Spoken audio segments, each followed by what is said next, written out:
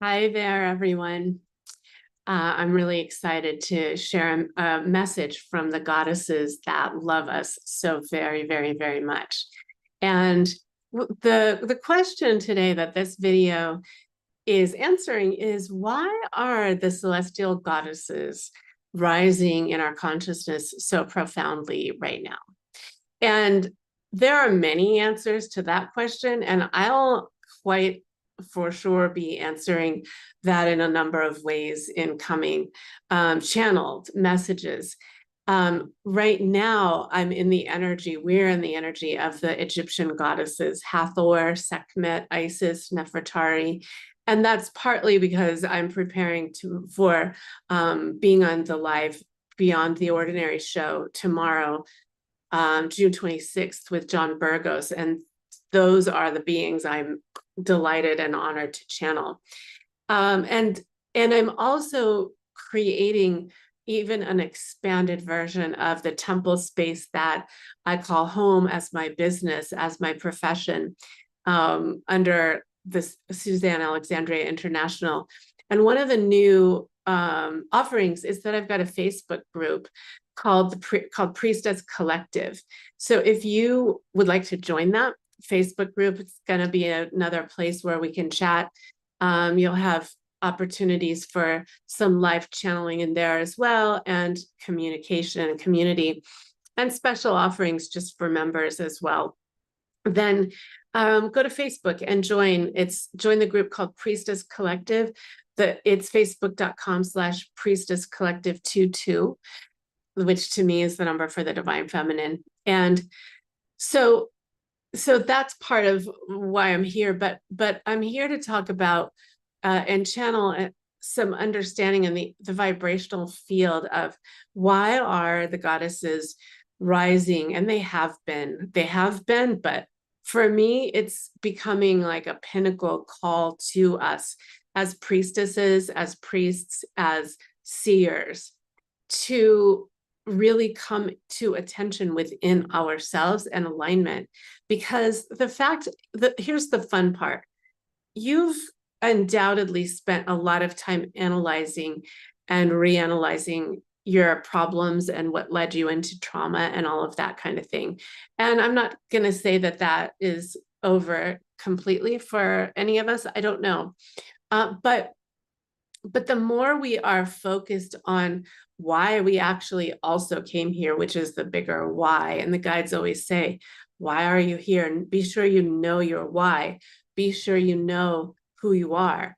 If you know that you have a healer priestess soul that has oracular skills, psychic gifts to come online, if you know that you're here to bring something new, that's why. There is no time like the present to get yourself activated and involved in the kind of high service that you came here for, and that your soul really almost kind of demands of you before you take your last breath. Like, your soul is going to do everything she or he can to ensure that you get what you came here into this life for.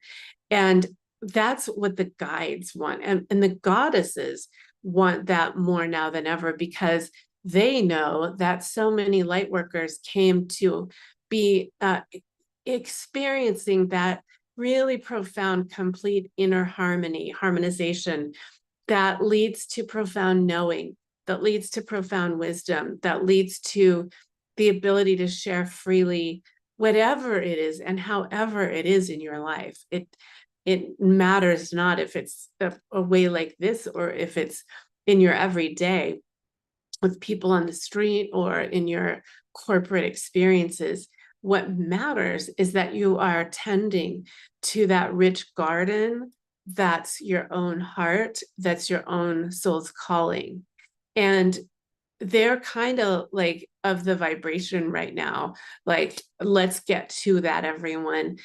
Stop worrying about what's going on in the world. It is an illusion in many ways, not to belittle what is going on with, physical people and people's lives and things like that.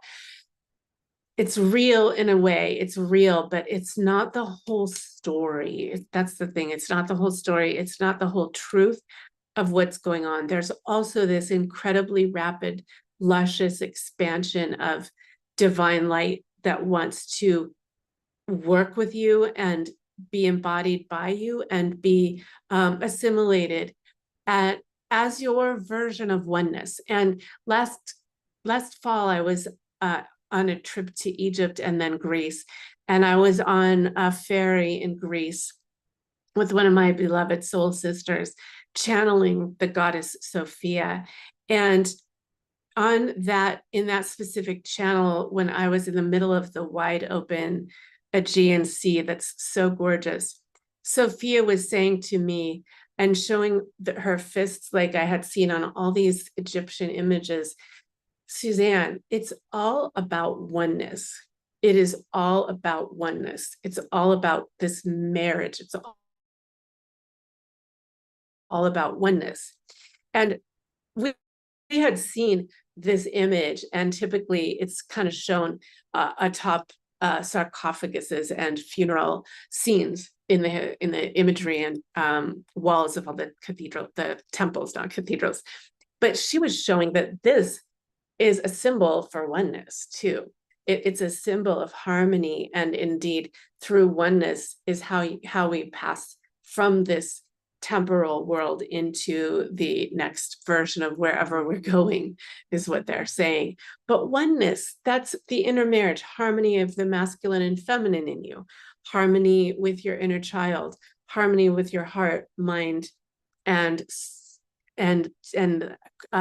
creation center in your belly, harmony between you and God as you.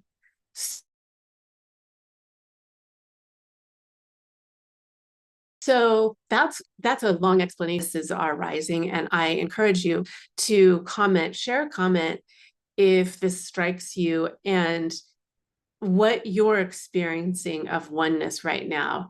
I think the more we talk about oneness and inner harmony, the more we create a network like effect, butterfly effect of that spreading through the consciousness. And I would love to hear in comments, what are you experiencing of oneness? What are you knowing? What messages are you receiving about even the critical notion of that?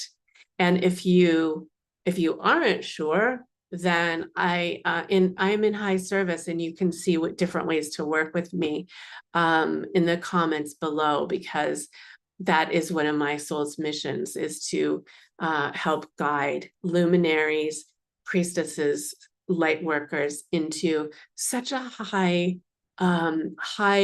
highest timeline version of why you're here, through activations, through channeling, through dialoguing and working with you. So thank you for listening. And more than anything, I send a blessing of inner harmony through this transmission. And please do share what surfaces for you of this. And join me tomorrow night on the Beyond the Ordinary show for even more of what they are wanting us to know during these quite interesting times. So thank you. I love you. And I'll see you soon. Namaste.